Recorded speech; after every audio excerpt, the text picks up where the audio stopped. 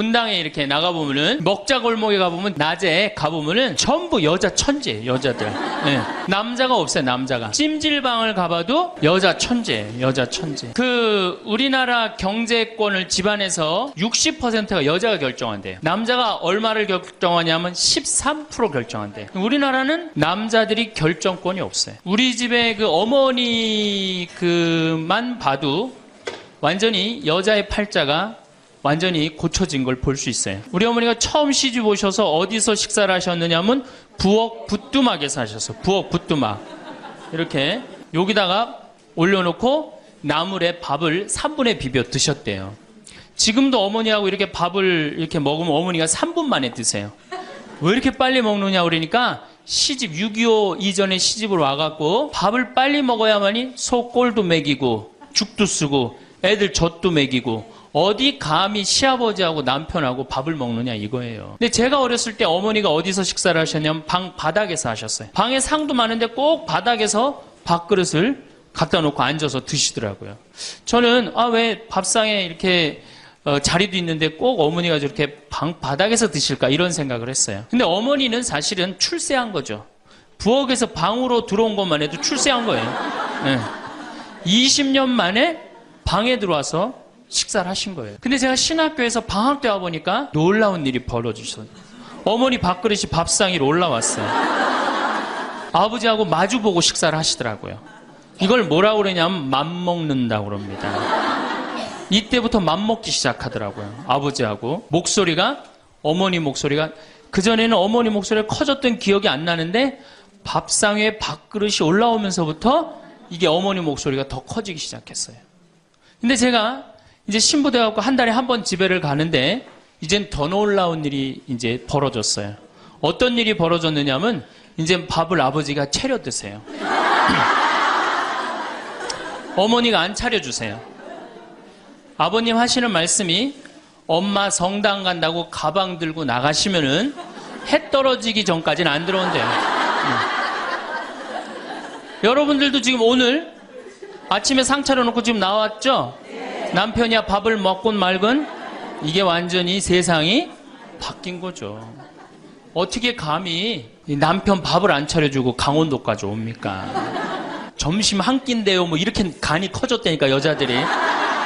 자, 그런데 우리 아버님은 한 달에 레지오 4일, 그 다음에 구역 밥모임 4일, 그리고 당신 개모임 한 4일, 12일을 나가서 드세요, 어머니가. 아버님이 12일을 밥을 차려 드시는데 불만을 안 삼으세요. 무슨 생각으로 불만을 안 삼나 했더니 이 늙은 나이에 내가 이 집에서 쫓겨나지 않고 밥 세끼 얻어먹는 것만 해도 감사하다. 여러분들 젊은 사람들의 이혼은 줄어드는데 황혼 이혼은 지금 늘어나고 있어요. 황혼 이혼. 그러니까 늙어서 안 쫓겨나는 게 그것도 여자한테 안 쫓겨나면 감지덕지한 거죠. 그러니까 세월이 50년 만에 완전히 바뀐 거예요. 여러분들 2002년에 판사 임용고시에 1등부터 10등까지 6명이 여자였어요. 2006년에 판사가 110명이 됐는데 남자가 56명, 여자가 54명. 근데 2007년에 판사가 90명이 임용이 됐는데 남자가 38명, 여자가 52명, 남자가 38명. 그러니까 2배가 많은 거예요. 예, 훨씬 여자가 많은. 이 작년에 외무고시 31명이 합격을 했는데 남자가 10명, 여자가 21. 이 놀라운 통계입니다.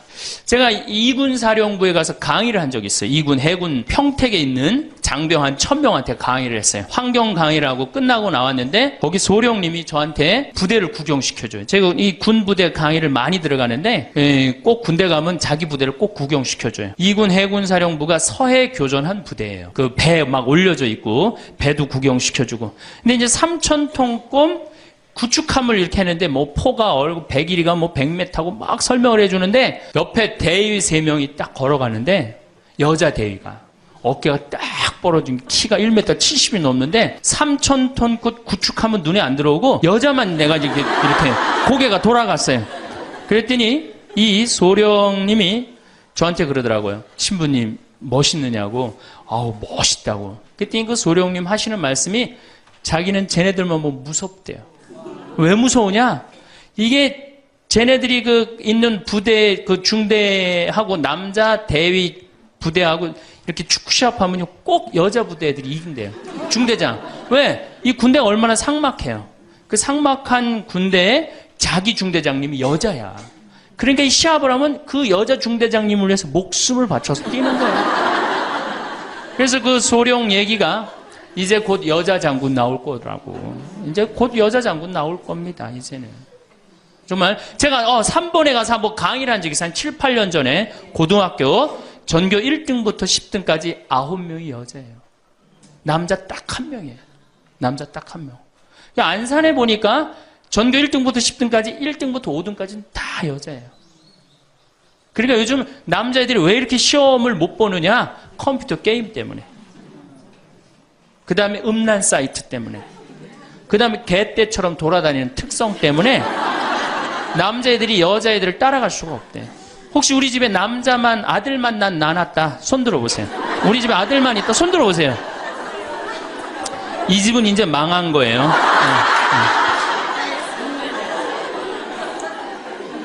여러분들이 지금 조금 새말적으로 멀리 돌아오셨는데 거기에 횡성고등학교, 민족 4강 고등학교가 있어요. 그런데 10년 전에는 여학생이 한 명도 입학을 못했어요. 근데 재작년부터 여학생이 훨씬 많이 입학. 어딜 가도 여자가 약진을 하고 있어요. 2007년 여러분들 의사, 변호사, 회계사, 약사 이거 고소득 일자리에 70%가 여자가 차지해요. 남자는 30%밖에 못 차지해요. 그러니까 완전히 이 여자 세상이 온 거죠. 일본의 골드만삭스라는 이게 굉장히 중요한 통계인데 이 여성들이 얼마나 중요하냐? 115개 기업을 조사를 했는데 여성 이사가 있는 회사는 10년간 일본이 90년서부터 2000년까지 0% 성장을 하죠. 10년간 주식이 96% 오른 건 다 여성 이사가 있는 회사만. 그때 일본은 전체적으로 몇 프로 올랐느냐? 13% 올랐다는 거예요. 우리 집에 이제 딸이 있다. 그렇다면 이제 역사의 한 페이지를 장식할 인물이 나올 거예요. 여기 계신 분들 중에 내가 아들을 놓으면은 처음에 아들이 고추 달고 딱 나오면 뭔가 여자로서 일을 해낸 것 같죠? 그렇죠? 내가 드디어 이 시집에 와서 이 집에 이제 대를 잇는구나.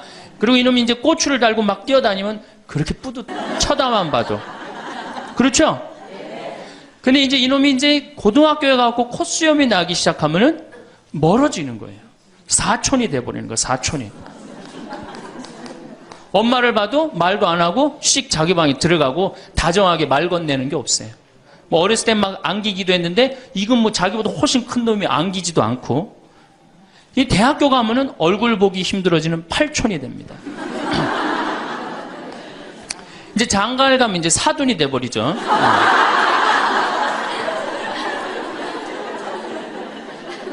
제가 여기 여러분들 노인대학에 옵니다. 이렇게 1박 2일로 100분 정도 와요. 한 100명 정도 노인대학에 오면은 딱 티가 나요. 저 할머니는 아들밖에 없구나. 저 할머니는 딸이 있구나. 확 티가 나요. 아들만 있는 할머니들은 옷을 이상하게 입고 와요.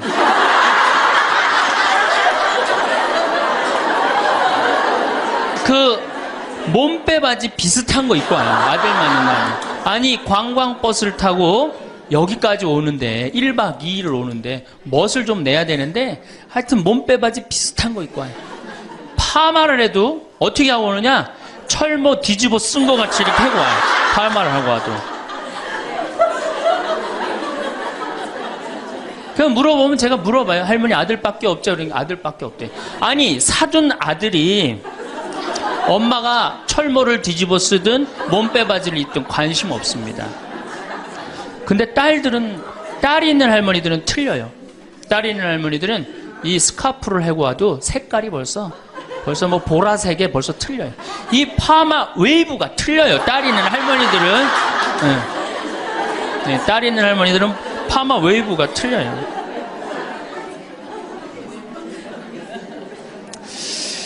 그렇다고 그러죠. 똑똑한 자식은 나라의 자식이 됩니다. 그렇죠? 똑똑한 아들 자식은 나라의 자식이 되고 돈 많은 자식은 그렇지 사돈의 자식이 되고 이게 어리삐리한 것만 내 아들로 남아서 평생 고생시키는 거예요. 어리삐리한 것만 내 아들로 남아서 평생을 고생시켜요.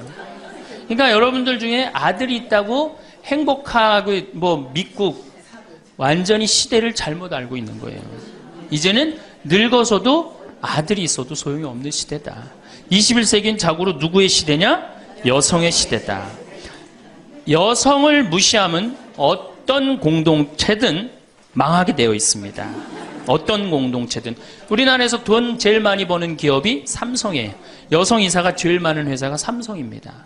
아프가니스탄 여성 글도 안 가르쳐요. 그러니까 굶는 거예요. 샘 월튼이라는 분이 있어요. 이분이 누구냐면 월마트 창시자예요. 월마트 아시죠? 세계 최대의 기업이죠. 이 양반이 이제 세상 떠났는데 이 양반이 뭐라고 그랬냐면 당신 회사에 결정권을 가지고 있는 여성 이사가 30%가 넘지 않는다면 당신 회사는 10년 후에 망할 걸로 생각해라. 그렇게 얘기를 했어요. 그러니까 이제는 사회에 돈 쓰는 주체 다 누구예요? 다 여자예요. 제가 수없는 강의를 해도 내 강의를 듣는 대부분은 다 누구예요? 여자들이에요. 남자는 그 시간에 어디가 있어요? 노예처럼 돈 벌러 나가면 그거 먹으러 다녀, 강의 들으러 다녀. 그러니까 돈을 쓰는 주체가 여성이기 때문에 여성을 이해하지 못하는 공동체는 망하게 돼 있어요. 그 많은 기업가들이 그걸 간파한 거예요. 제일 먼저 망할 때가 어디야? 한국 천주교. 모든 결정권이 누가 있어요? 남자들이 있잖아요. 주교님, 신부님들이 다 결정하잖아요. 난 걱정이 앞서요.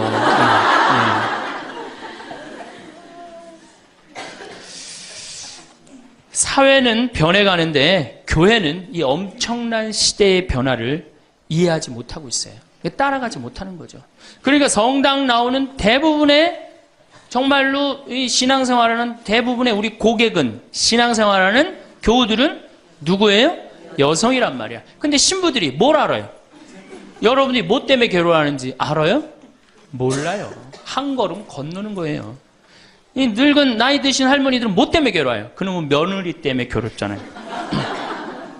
근데 우리가 며느리 때문에 괴로워하는 시어머니를 잘 이해합니까? 못하죠. 젊은 여러분들은 뭐 때문에? 죽지도 않는 시어머니 때문에 괴롭잖아요. 성당에 와서 앉아 있어도 답답한 거예요. 정말 그런 뻥 뚫리는 얘기 별로 못 들어요. 그러니까 우리 천주교가 사실은 뭐 400만이다, 500만이라 그래도 미사 참여는 120만 밖에 참여를 안 합니다. 그러니까 네 식구 중에 한 식구만 주일날 와서 밥 먹는 거예요. 망한 거죠, 사실은. 엄격하게 보면은. 근데 이런 심각성을 잘 못 느끼고 있는 거예요. 그러면은 여성들이 왜 이렇게 갑자기 살기 좋은 세상이 됐느냐? 이유가 있어요. 20세기에 10대 발명품이 있습니다. 여러분들 그게 뭐냐 하면은 상대성 이론, 원자탄 2차 세계대전을 끝낸 거, 페르마의 마지막 정리, 자동차, 비행기, DNA 이중 나선 구조, PC, 인터넷, 물리학의 양자역학. 이게 20세기 최대의 발명품인데 최대의 발명품은 1961년 독일 쉘링사에서 나온 아나보나라는 피임약이에요. 그럼 피임약이 나오기 전에 우리 어머니 세대, 70, 80이 된 어머니 세대는 애를 몇 낳았어요? 10명. 아, 멋있는 말 없어요? 한타스. 그건 멋있는 말이 아니야. 우리 어머니 세대는 어떻게 힘 닿는 대로 낳죠. 힘 닿는 대로. 그런데 이거보다 더 멋있는 말이 있어요. 생기는 대로. 얼마 전에 충청도 레지아 그 강의를 갔는데 거기서는 충청도 사람들은 또 우리하고 생각이 틀리더라고. 닥치는 대로 낳대.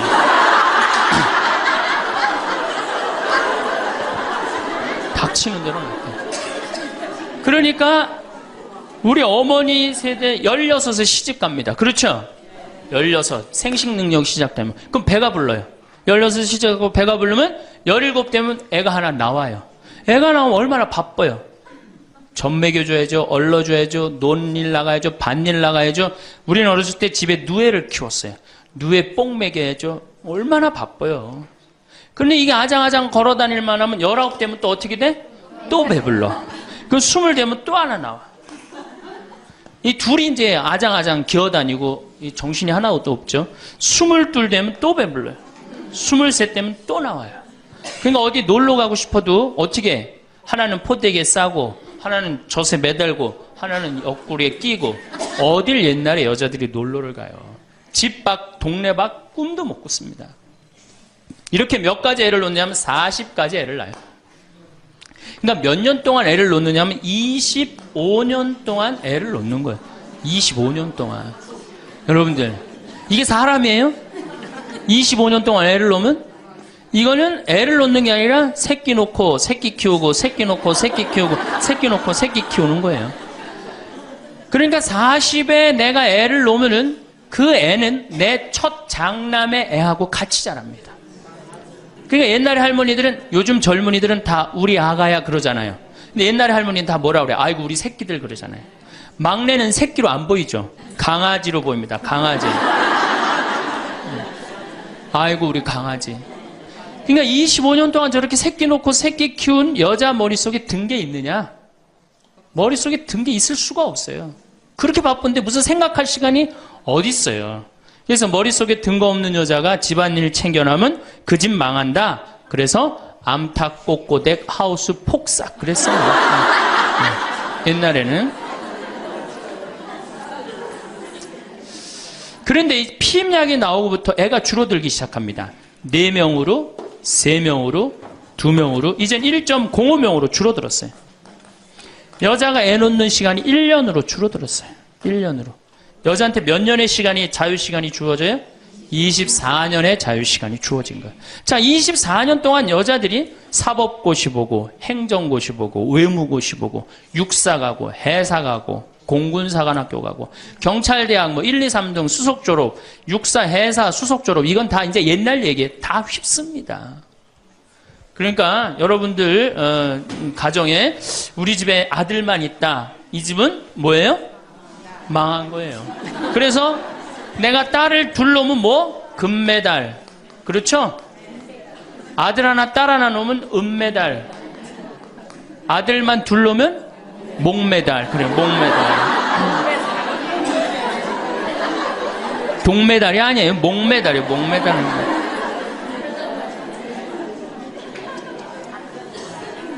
그런데 문제는 이렇게 여자들이 살기 좋은 세상이 됐어요. 이렇게 살기 좋은 세상이 됐는데 참 불행하게도 대한민국에서는 여자들이 이 사회를 주도해 나가는 주도 세력이 못 됩니다.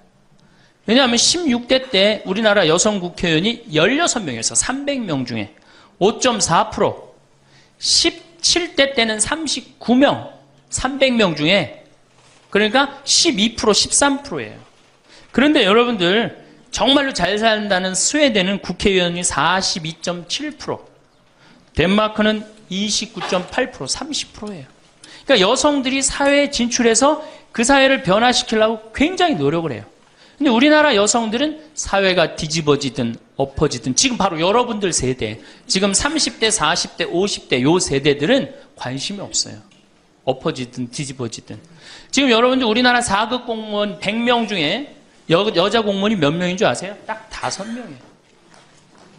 그러니까 미국의 대사분이 우리나라에 이제 있다가 이제 미국에 가면서 한 신문의 칼럼에 글을 쓰고 갔어요. 대한민국 이상하다. 이렇게 여자들이 대학까지 나오는, 이렇게 많이 나오는 나라도 없다. 그런데 대학까지 나온 이 고급 인력이 시집만 가면 다 자기를 관둔다. 참 이상하다. 그래서 한국이 발전을 못하는 거예요.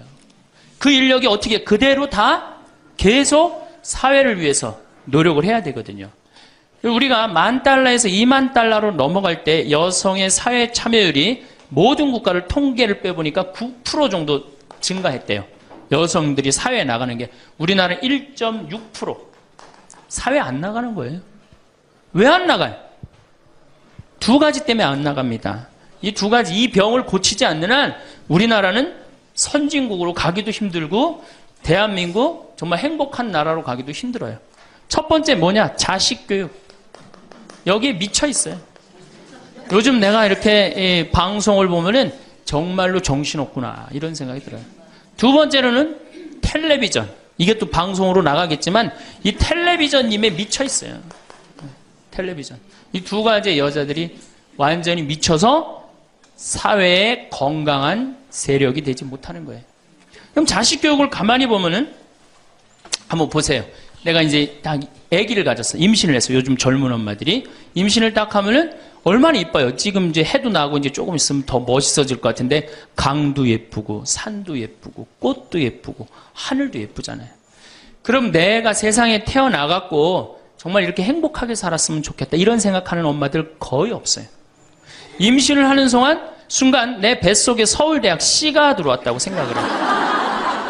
이게 얼마나 불행해요. 그래갖고 뱃속에 있는 애한테 글자를 가르칩니다. 도화지를 이렇게 오려서 대한민국, 대통령, 뭐 변호사 뭐 이런 거. 그 다음에 이제 요즘 또 2개 국어를 알아듣는다고 How are you today, my baby? It's raining. 비 온다 이거죠 오늘. 사실 여러분들 태아는 뱃속에 있으면서 10달 동안 잔다고 그래요. 그 애한테 그래서 그걸 뭐라 그래? 태교라고 그러잖아. 교육을 시키는 거 뱃속에 있을 때부터. 얼마나 불행합니까? 뱃속에 있을 때부터 교육을 받으니. 그러니까 엄마의 태를 열고 세상에 나왔어. 그래갖고 3번에 이제 아파트촌이죠. 아파트를 통해서 수리산을 너무너무 보고 싶어 애가. 구름도 보고 싶고 눈도 보고 싶고. 근데 이 잔인한 엄마들이 아무 생각 없는 엄마들이 아파트 베란다 창문에 한쪽에는 가나다라마바 차타카타를 붙여놓고 한쪽에는 A, B, C, D, E, F, G를 붙여놓고 수리산을 보고 싶어도 보여요 안 보여요? 글자에 가려서 안 보이는 거예요. 내가 누워서 모빌이 돌아가는데 기억 니은 디귿 리을이 막 돌아가요. 모빌이 겨다닐만 하면은 엄마들이 텔레비에는 텔레비전이라고 써놓고 냉장고에는 냉장고라고 써놓고 의자에는 의자라고 써놓고. 그러니까 애들이 겨다닐 때마다 글자가 없는 데가 없어요. 그러니까 요즘 애들이 몇 살이면 한글 띱니까? 5살이면 4살 띄어요? 5살이면 한글 띄어요. 여기 계신 분 중에 초등학교 들어가기 전에 한글 띄신 분들 계세요? 없을걸요? 저는 초등학교 1학년 내내 받아쓰기 빵점이었어요. 기억나요? 1년 내내 빵점이었어요. 글자가 뭔 줄 알고 학교를 들어가요. 맨 뛰어놀다가 어머니가 어느 날 갑자기 여기다 수건 딱 달아주니까 이게 학교 가는 건가 보다 하고 학교 갔죠. 2학년 때 전 한글 띄었어요. 근데 내가 5살에 한글을 띈다. 흥분됩니까? 안 됩니까? 드디어 우리 집에 천재 태어났다. 저한테 데리고 옵니다. 신부님 우리 애가 천재인가 봐요. 왜요? 텔레비에 나오는 글자 모르는 글자가 없어요. 5살밖에 안 됐는데 축복기도 좀 해주세요. 안수기도 해달라는 거죠. 그럼 내가 걔 머리에 손을 얹고 뭐라고 그러냐? 이제 네 인생은 쫑났다.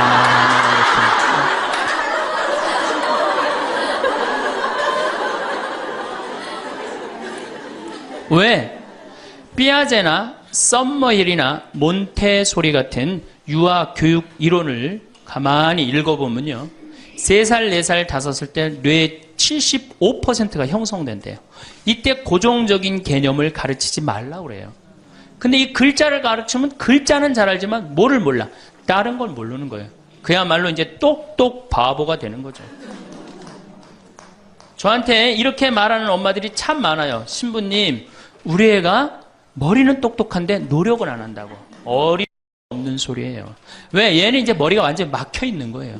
이때 어떻게 해야 돼? 저는 어렸을 때 요때 어떻게 자랐느냐면은 스레트에 막 겨다니다가 떨어져갖고 끓는 물에도 떨어져 봤어요. 아, 이게 끓는 물에 떨어지면 디는구나.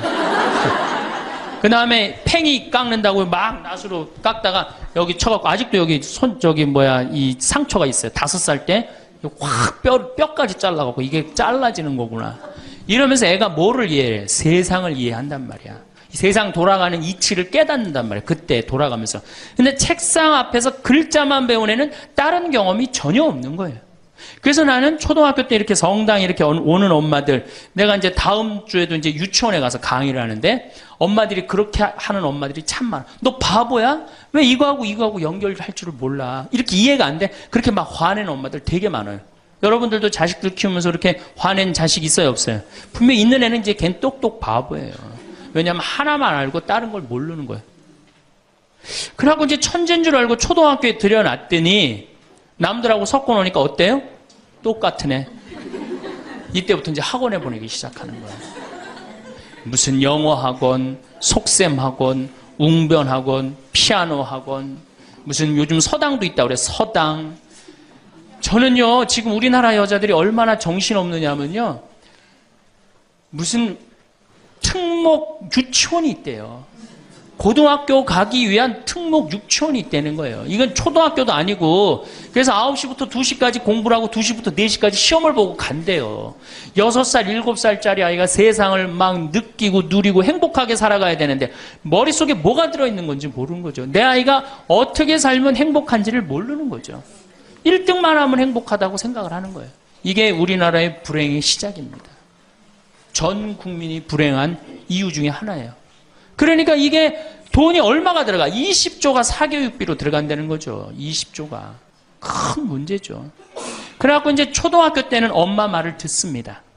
왜? 엄마가 나보다 크니까. 때리면 맞아야 되고, 그리고 그때는 막 똑똑하지도 않잖아, 얘가. 근데 딱 6학년만 넘어서갖고 중학교 1학년만 되면요, 갑자기 엄마보다 애가 커져요. 딸은 그래도 괜찮아. 아들놈이 이렇게 커지면요, 확 커집니다. 그래갖고 이제 학원을 땡땡이를 깠어, 애가. 너 이놈의 새끼 왜 학원 땡땡이 까고 그래? 너 공부 빨리 해야지. 좋은 대학 가서 너 출세하고 행복하지. 뭐가 좋은 대학 가는 게 행복해. 그래갖고 딱 때리려고 그러면 말 안 들으면 때리려고 그러죠. 여러분들 그러죠? 그러면 이제 아들이 딱 엄마 손을 딱 잡고 내려다보면서 중요한 게 있어요. 흰 눈동자 95%, 까만 눈동자 5%를 확 뒤집으면서 엄마를 밀쳐내면서 뭐라고 그러냐면은 이거 왜 때리냐고 말로 하자고. 여러분들 중고등학교 자식한테 맞는 부모가 14%예요. 이 지금 웃으면서 우리가 얘기를 해서 그렇지 실질적으로 심각한 가정 너무나 많습니다. 실질적으로. 왜? 엄마가 어디 있어 우리 애들한테 관리자만 있지. 얼마 전에 반포 성당에서 교육을 받으러 오셨어요. 강의 끝나고 반포 자매님 한 분이 저하고 얘기를 할 기회가 있어서 신부님 제가 중국집을 합니다. 그래도 반포에서 합니다. 꽤 잘 되는 음식점입니다. 제가 중국 음식점에 엄마들이 점심 때 갖고 탕수육 하나 시켜갖고 애 스케줄 관리해 준다는 거야. 아니 그거 시켜놓고 학원 어디 가고 몇 시에 뭐 가고 야 애가 행복할 것 같아요? 어림도 없는 소리예요. 그러니까 얘네들이 무슨 병에 걸리냐면 번아웃 병에 걸려요. 하느님 인간으로 태어났으면 10살 때 쓸 거 20살 때, 30살 때, 40살 때, 50살 때 쓸 에너지를 줬는데 이거를 유치원부터 초등학교 때까지 다 태워 없앤 거예요. 그러니까 중학교만 올라가면 애가 에너지가 하나도 없어. 텅 비었어. 그래갖고 무슨 병에 걸리냐면 귀찮아 병에 걸려. 뭐 좀 하자 그러면 뭐라 그래? 엄마 귀찮아. 좀 나 좀? 나도. 아무것도 하기 싫은 거예요. 그렇게 시달렸으니 아니 초등학교 때는 4시간 8살짜리가 4시간 공부하면 많이 한 거 아니에요? 공부? 근데 요즘 애들이 어떻게 해요? 밤 10시까지 학원을 다녀요. 그래서 한 애가 자살을 했잖아요. 근데 유서를 써놨는데 뭐라고 써놓고 아버지는 8시에 들어오는데 왜 내가 10시에 들어와야 되느냐. 4학년 애가 초등학교. 이렇게 인생이 힘든 거라면 죽겠다. 그리고 뛰어내려서 죽었어요. 이거 누가 만드는 거예요? 여러분들이 만드는 거예요. 여러분들이 도대체 인생을 어떻게 살면 행복하고 우리가 내 아이에 맞게 살아가야 되는데 내 아이가 공부만 못하면 뭐라 그래? 너 커서 뭐가 될래? 어? 근데 유태인들은요 공부를 못해도 애 기를 안 죽인대요. 우리는 공부 못하면 애 기 죽여 인간성 나빠 불효자의 천하의 몹쓸 놈이야 꼴뚱하면은. 근데 유태인들은요 꼴뚱하면은요 부모가 애 기를 절대 안 죽인다. 꼴뚱하는 것도 서러운데 집에서 기까지 죽이면 애는 어디로 가라고. 그러니까 너 꼴뚱해도 괜찮아. 커서 돈만 많이 벌어. 지금 반에서 1, 2등 하는 애들 다 나중에 비서로 쓰고 회계사로 쓰면 돼. 걔네들 지금 열심히 공부하는 이유가 다 너를 위해서 공부하는 거야. 완전히 애 기를 살려주는 거예요. 그러니까 스티븐 스필버그가 나오는 거예요. 여러분들 스티븐 스필버그가 고등학교 2학년 때 학교 적응을 못해서 학교를 관둡니다. 그리고 지지나 반에 편성돼요. 지지나 반에. 그런데 엄마가 어떻게 했느냐? 우리 아들은 영화를 좋아하니까 우리 아들은 상상력이 좋으니까 훌륭할 거야. 끊임없이 아이의 길을 살려줘요. 이 사람이 어떻게 됐어요? 세계 최고의 감독이 된 거예요. 그 상상력 하나만 가지고 엄마가 만약에 공부 꼴 지지나반 이 지지나반에 들어간 이 지질이 복도 없는 건 내가 팔자도 없지 이랬다면 스티븐 스필버그가 나오지 않았을 거예요. 근데 우리나라는 꼴등하면 인간성 나쁘고 불효자고 부모님 마음 이해 못하고, 사실은 꼴등하는 애들이요, 여러분들 성격 좋은 애들이 꼴등하는 거예요. 이 유한 애들이 독한 놈들이 1등하는 거예요. 여러분들 자식들 중에 1등하는 애들이 있으면 독한 애들이에요. 그거 좋아할 거 하나도 없어요. 자, 이제 우리가 자녀들, 이제 엄마들이 무슨 생각을 하냐면, 내가 내 아이를 정말로 행복하게 키운다는 생각, 아니면 차라리 신앙으로라도 키워야 되는데, 이게 대학에 미쳐있기 때문에 중학교 3학년, 고등학교 3학년 때 미사를 안 나가면은 은근히 눈을 감아줘요. 은근히 눈을 감아줘요. 이때 막 강하게 얘기를 안 합니다. 근데 사실 이게 이제 우리가 정말로 잘못 키우는 거죠. 자식을 완전히 잘못 키우는 거예요.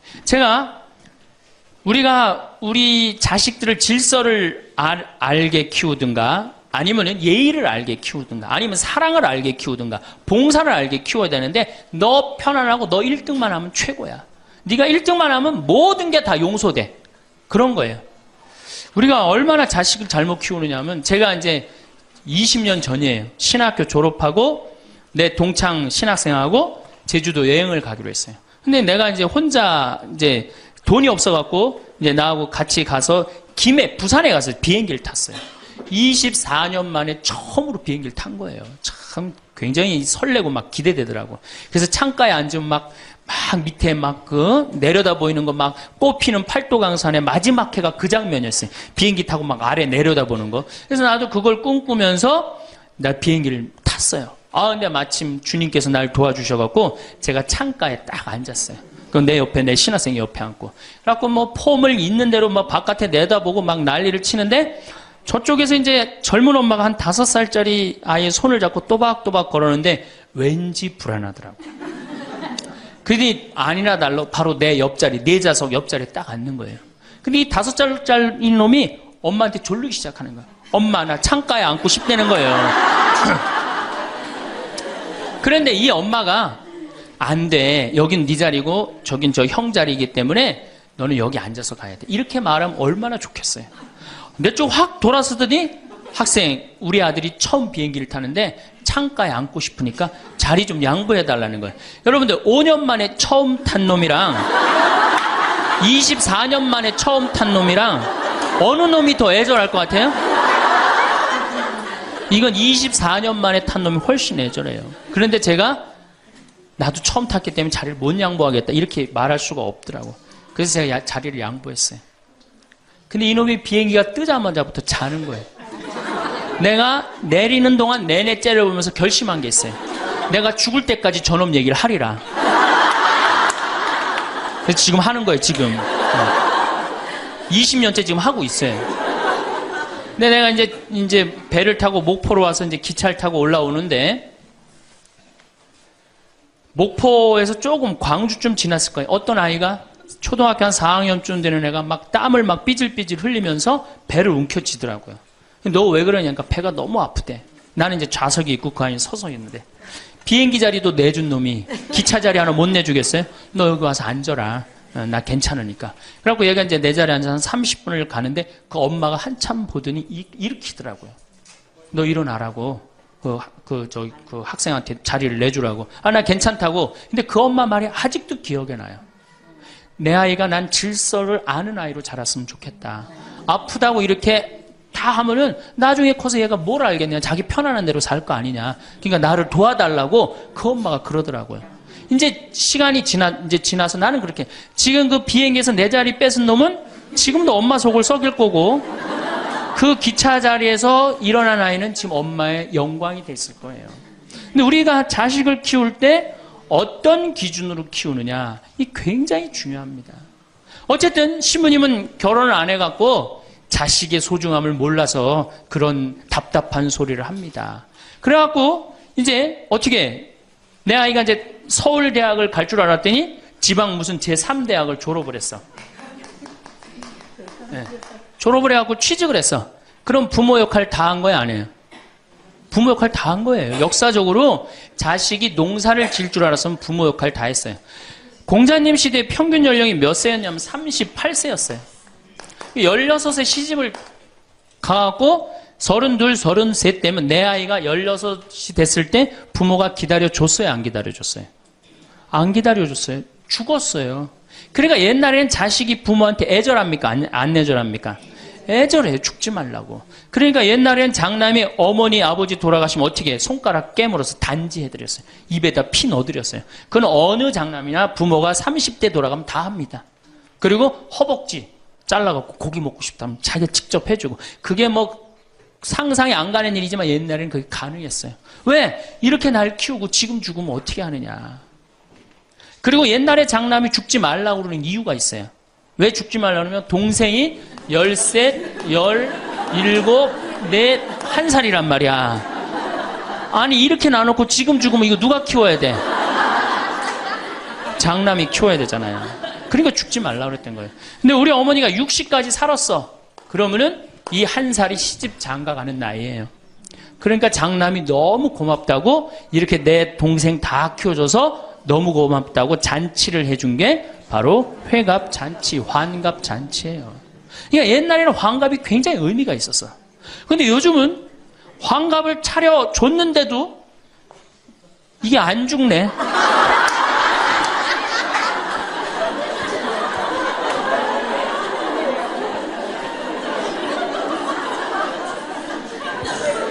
그 노노 2인 4편에 뭐라고 그러냐면 너희는 부모의 나이를 꼭 기억해둬라. 부모를 모실 날이 얼마 남지 않은 것을 생각하고 그 다음에 부모가 살 날이 얼마 남지 않은 것을 생각하고 부모의 나이를 꼭 기억하라고 그랬어요. 나는 그걸 읽고 우리 어머니가 얼마 살 날이 얼마 남지 않았구나 그런 생각을 하고 매년 나이를 기억해뒀어요. 근데 이제는 포기했어요. 헷갈려요. 몇 살을 사시는지. 그리고 어머니가 60대 뭐라고 그러셨느냐면은 에휴 늙으면 죽어야 돼. 늙으면 죽어야 돼. 그래서 그때 굉장히 내가 그 논어를 막 한참 읽을 때라 정말로 내가 부모한테 잘해야 되겠구나. 본수원 갈비집에 가고 갈비 한 번 더 사드리고 전화 한 번 더 드리고 했어요. 근데 이제 요즘은 이제 그 얘기 들으면 막 화가 나요. 그 얘기 한 지 벌써 16년이 지났어요. 죽을 기미가 안 보여요. 그래서 제가 2년 전에 어머니한테 가서 그랬어요. 어머니 자식들 앞에서 이제 늙으면 죽는다는 소리 하지 말아라. 자식들 사기치는 것도 아니고 이게 뭐냐. 그런데 설날 집에를 갔는데 어머니가 이게 자식들이 거실에 꽉 찼는데 무슨 속상한 얘기를 하는데 늙으면 죽 그러다가 저하고 눈이 딱 마주쳤어요. 늙으면 죽 그러시다 마시더라고요. 이제 늙어도 안 죽어요. 여러분들 평균 연령이 지금 83세입니다. 그러니까 대부분이 90까지 살아요. 재수 없으면 100살까지 살아요. 여러분들은 몇 년을 사냐면 120년을 삽니다. 그럼 몇 년 남은 거예요? 여러분들 자식들한테 공부 못하는 자식한테 너 늙어 커서 뭐가 될래? 이거 말하는 정신이 있으면은 난 늙어서 뭐가 될까? 이거 먼저 걱정하셔야 돼요. 여러분들 앞으로도 50년, 60년 남아있어요. 근데 이렇게 오래 살 줄 모르고 있는 돈 없는 돈 누구한테 다 쏟아붓어? 자식한테 다 쏟아붓어. 있는 돈 없는 돈. 그리고 맨 손가락 빨면서 50년을 산다. 이건 축복이 아니라 저주예요. 저주. 정말로 생각 잘 하셔야 돼요. 우리나라 여성들 지금 자식한테 지금 학원비 1년에 20조 쏟아 넣을 일이 아니에요. 늙어서 죽지 않으면 결국은 누구하고 힘들어져요? 자식하고 힘들어질 거 아니야. 돈은 한 푼 없지. 자식은 그래도 공부시켰다고 쳐다는 보는데 죽지도 않고 계속 그것도 1, 2년도 아니고 40년, 50년 이렇게 보고 있으면 어때요, 여러분들? 이 생각하면 딱 쉬워요. 여러분들 주위에 40살 먹은 아들이 장가도 안 가고 빈둥빈둥 엄마 주위에서 이렇게 붙어서 살아. 40살 된 딸이 시집도 안 가고 엄마 아빠 옆에서 붙어서 살아. 그 딸 이뻐요? 미워요? 밉죠? 반대로 뒤집어서 생각해 봅시다. 우리 엄마가 90이 됐는데 죽지도 않고 빈둥빈둥 나한테 매달려서 살아. 그럼 그 자식 이쁠 것 같아요? 부모가 이쁠 것 같아요? 안 이쁠 것 같아요? 미워요. 이건 어쩔 수 없어요. 특히 아들이 모시는 게 아니잖아요. 며느리한테 얹혀 살면 더 힘든 거예요. 이 우리 현실의 현실. 계산상 안 맞아, 계산상. 20년 키웠으면 20년어치만 받아 먹어야 될 거 아니야. 안 그래요? 20년 키웠으면 20년어치만 받아 먹으면 되잖아. 근데 이건 20년 키우고 지금 50년, 뭐 60년 이렇게 받아 먹게 생겼어요. 내가 고등학교 3학년 때까지 어머니 아버지가 저를 키워줬어요. 고등학교 3학년 때까지 참 고맙더라고요. 신부가 돼서 그런 생각이 했어요. 그래도 옛날에는 뭐 신부가 집안 떠난다 그러지만 지금은 뭐 집안하고 신부하고 연관이 많아요. 그래서 내가 그래도 어머니 아버지가 나를 20년 키워줬으니까 내가 20년은 갚으리라. 20년 얻어먹었으니까 20년은 갚으리라. 그런 생각을 했어요. 참 기특한 생각을 했죠. 내 첫 활동비가 46만 원이었어요. 어머니 2만 5천 원, 아버지 2만 5천 원. 용돈을 드리기 시작했어요. 한 달. 지금 17년째 한 달도 안 빠지고 용돈을 드려요. 지금은 좀 많이 드리죠. 뭐 강의 다니고 그러니까 조금 제가 강사료 있으면 한 달에 뭐 5번, 6번 강의를 나가니까 그 강사료 중에 하나만 나눠줘도 용돈 많이 드리는 거예요. 17년 드려요. 한 달도 안 빠지고. 제가 생각해도 제가 기특해요. 이제 3년만 하면 끝나는 거예요, 이제.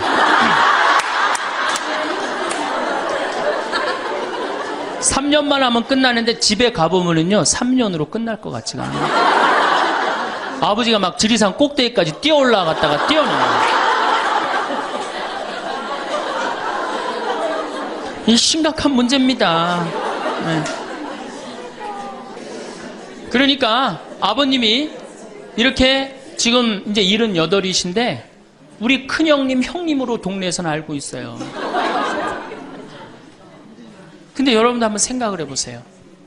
내가 돈 없이 정말로 50년을 자식한테 얹혀서 산다. 그럼 어느 자식이 그 부모한테 효도를 끝까지 할 수 있겠느냐. 이거 불가능한 거예요. 여러분들 지금 내가 자식 잘 키우면 호강할 거라고 생각하죠? 어린 반푼어치도 없는 소리예요. 잘 키워놓은 자식은 나라의 자식 됩니다. 돈 많은 자식은 얼굴 구경하기 힘들어요. 예. 돈 있어갖고 이민을 가면 자식하고 어떤 관계 된다고 그래요? 요즘 그 유명하죠? 해외 동포 된대잖아요. 아들하고 나하고 해외 동포 된다고 그러잖아요. 근데 이제 여러분들만 이제 안 죽는 게 문제가 아니에요. 우리 신부들도 안 죽네.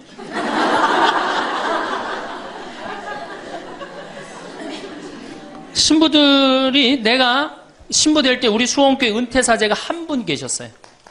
한 분 계셨는데 지금 19분 계세요. 19분이 우리가 은퇴기금을 모았는데 벌써 다 쓰셨어요. 그리고 이제 죽지도 않고 그대로 가세요. 지금 여기 지금 우리 교구의 최고 원로 신부님 지금 와 계시거든요. 예, 와 계신데 지금 이제 83인지 4인지 또 헷갈리는데, 예, 계신데 건강하세요. 제가 보기엔 한 95까지 사실 것 같아요. 그러니까 참 우리 신부들, 여러분들은 그나마 손자도 있고 손녀도 있지. 우리 신부들은 아무것도 없잖아. 은퇴하면은 땡이에요, 땡. 교우들이 찾아와요. 이거 1년 겨우 찾아오고 1년 지나고 나면 내가 은퇴 신부님들 가보면 하루 종일 혼자 계세요. 그것도 1년 365일. 그러니까 이탈리아는 어떻게 은퇴를 안 합니다. 신부님들이. 절대 은퇴 안 해요. 왜? 외로운 걸 아니까. 이 실제로 있었던 일인데 93살 먹은 할아버지 신부님이 은퇴를 안 하는 거예요. 여러분들 시어머니 93살 되면 제정신이에요? 제정신 아니에요? 아니 93살 먹은 신부님이 93살이 정신이 오락가락 하는 거예요. 그러니까 이게 이 신부님이 혼배 때 이제 장례 강론하고 장례 때 혼배를 강론하고 막 이러는 거예요. 주교님이 머리가 아픈 거예요. 그래서 하루는 주교님이 찾아가서 신부님한테, 신부님 이렇게 은퇴하라고 그래도 은퇴도 안 하시고 이렇게 맨날 이렇게 헷갈려 하시고 하니 내가 보자 하나 보내줄 테니 그 보자 받아갖고 어려운 건 보자를 시켜라. 그래서 신부님 너무 기분이 좋대요. 보자가 딱 온다 그러니까. 보자가 왔는데 70살짜리를 보내는 거예요. 70살짜리를 보내는 거예요.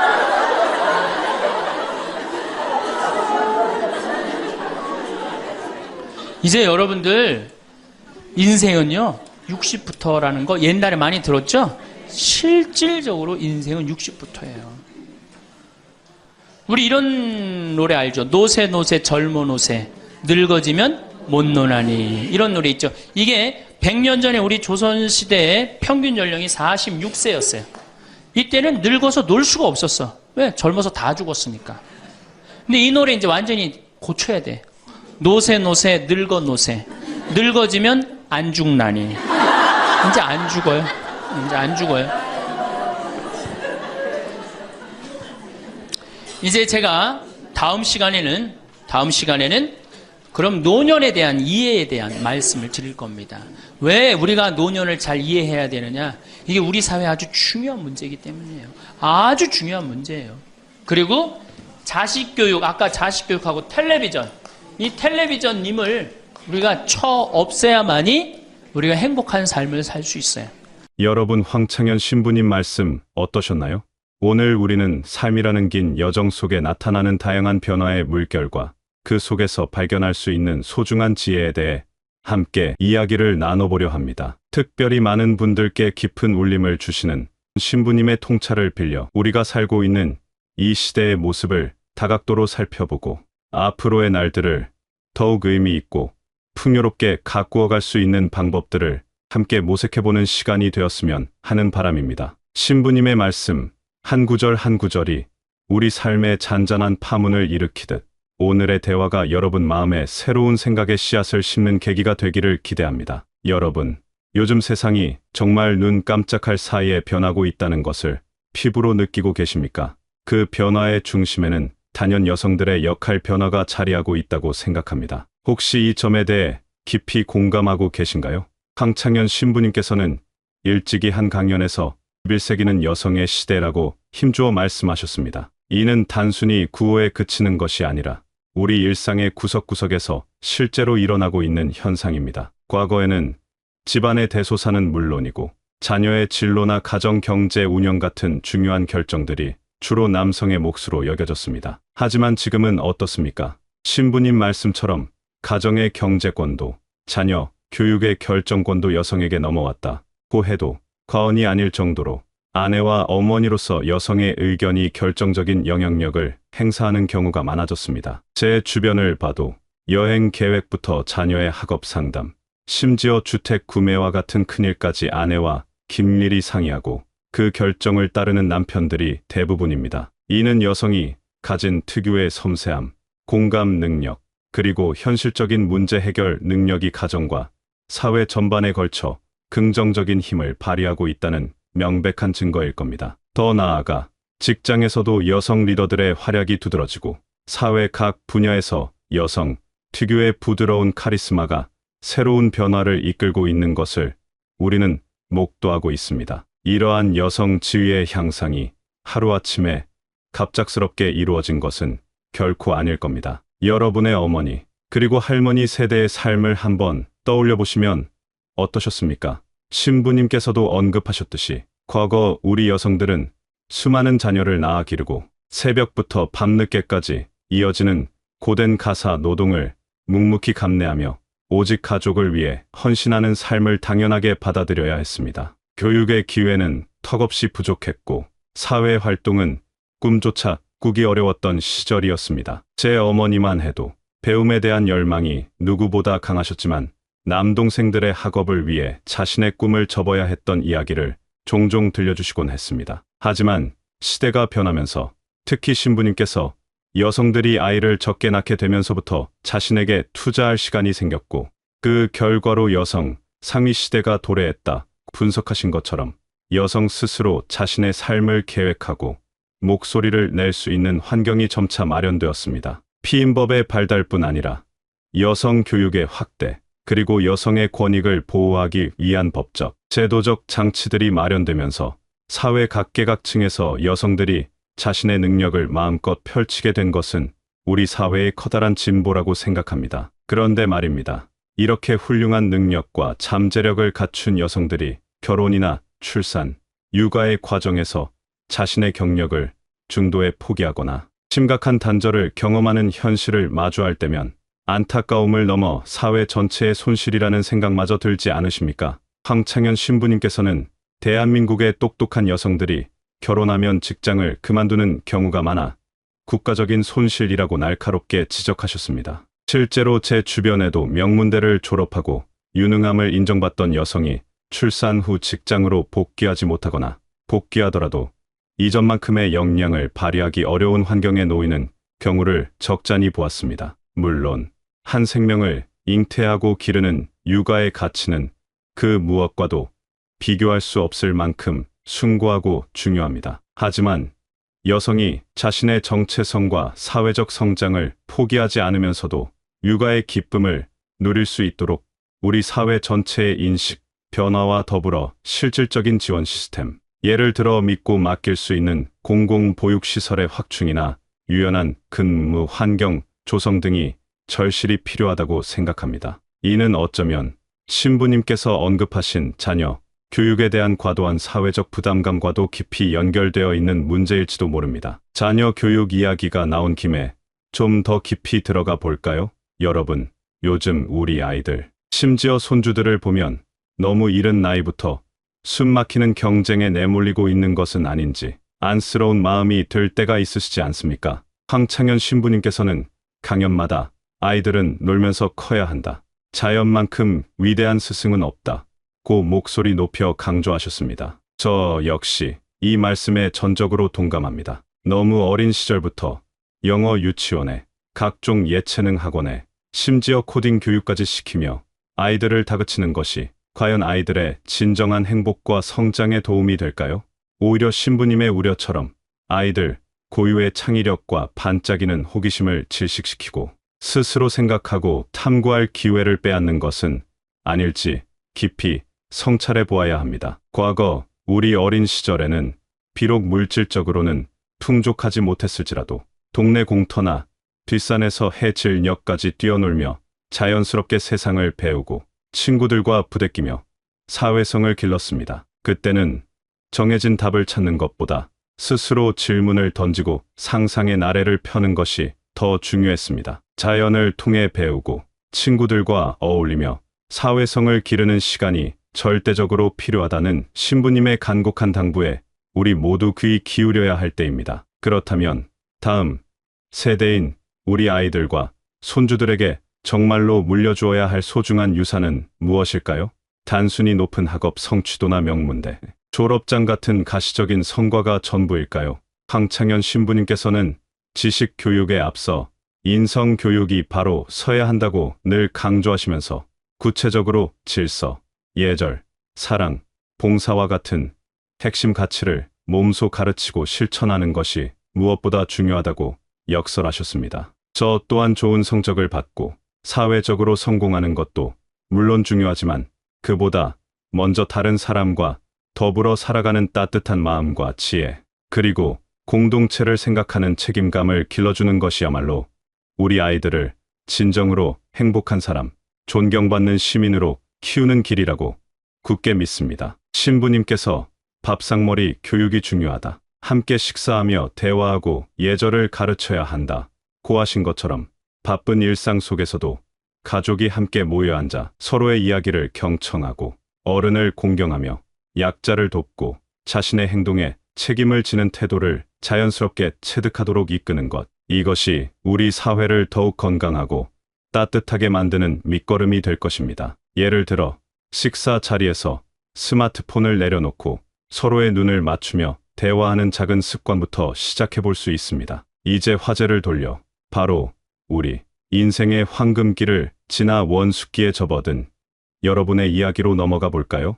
여러분, 요즘 의학 기술의 발달과 생활 수준의 향상으로 평균 수명이 과거와는 비교할 수 없을 만큼 길어졌다는 사실을 매일매일 체감하고 계실 겁니다. 황창현 신부님께서는 이제는 100세 시대가 아니라 120세 시대를 준비해야 한다고까지 말씀하시면서 길어진 노년의 삶을 자녀에게만 전적으로 의지하려는 생각에서 벗어나야 한다고 간곡히 당부하셨습니다. 과거 대가족 제도하에서는 자식, 농사 잘 지었다는 말이 최고의 찬사였고 자녀들이 연로하신 부모님을 봉양하는 것이 당연한 효도로 여겨졌습니다. 하지만 시대가 변하여 핵가족화가 일반화되고 자녀들 역시 각자의 치열한 삶을 살아가야 하는 오늘날 부모 부양에 대한 부담감은 이전 세대와는 또 다른 무게로 다가올 수밖에 없습니다. 따라서 우리 스스로가 먼저 건강을 적극적으로 챙기고 경제적으로도 가능한 범위 내에서 미리미리 노후를 준비하며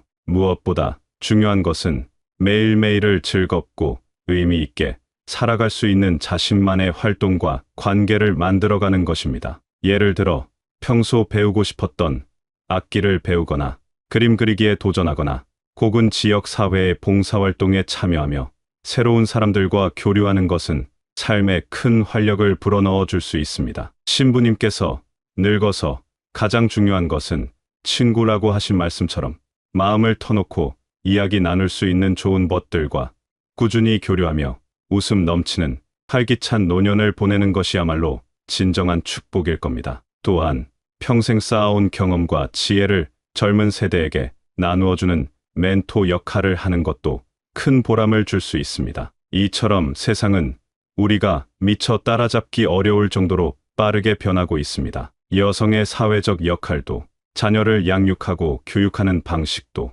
그리고 노년의 삶을 설계하고 영위하는 모습도 과거와는 확연히 달라졌습니다. 황창현 신부님의 깊은 성찰과 따뜻한 조언처럼 이러한 시대적 변화의 큰 흐름을 열린 마음으로 이해하고 지혜롭게 수용하는 것이 우리 모두에게 필요한 자세가 아닐까 합니다. 오늘 우리가 함께 나눈 이 이야기들이 비록 짧은 시간이었지만 여러분 각자의 삶을 더욱 풍요롭고 의미 있게 가꾸어 나가는데 작지만 소중한 밑거름이 되었기를 진심으로 바랍니다. 변화는 때로는 두려움을 동반하지만 그 속에는 분명 새로운 기회와 성장의 가능성이 숨어 있습니다. 우리 함께 그 가능성을 발견하고 키워나갈 수 있기를 소망하며 오늘 이야기를 마무리하겠습니다. 감사합니다.